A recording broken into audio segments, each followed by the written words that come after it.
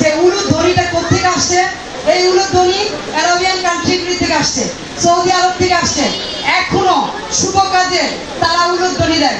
বিয়ের মধ্যে বিভিন্ন কাজে নবী করিম সাল্লাল্লাহু আলাইহি ওয়াসাল্লাম উনি যখন মদিনা থেকে মক্কা এসেছেন তাকে উলুধ্বনি দিয়ে দাব বাজিয়ে তাকে স্বাগত জানানো হয়েছে। কিন্তু এটা অনেকেই বলে না এবং আমরা অনেকেই জানি না। যাই হোক, সব ধর্মের মধ্যে কিছু কিছু ধর্মগুলো আছে যারা হয়তো কট্টরবাদী, কট্টরতা, কিন্তু কট্টরের কোনো স্থান উপরের সৃষ্টিকর্তার কাছে নাই।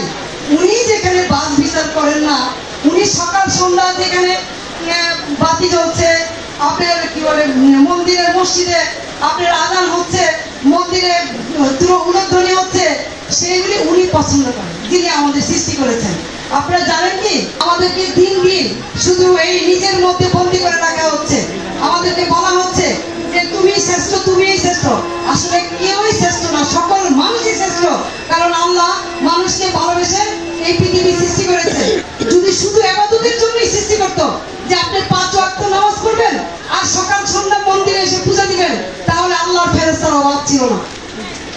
কোটি কোটি ফেরেশতা দিন রাত 24 ঘন্টা সৃষ্টিকর্তার নাম জপছে, নাম জপছে, নাম জপছে।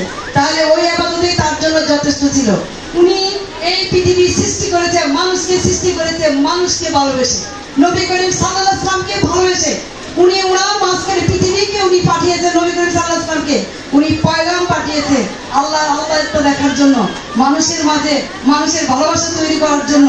এবং আল্লাহকে, খোদাকে পেতে হলে, ঈশ্বরকে পেতে হলে মানুষকে উনি ভালোবাসতে বলছেন। এটাই আমার মূল মন্ত্র।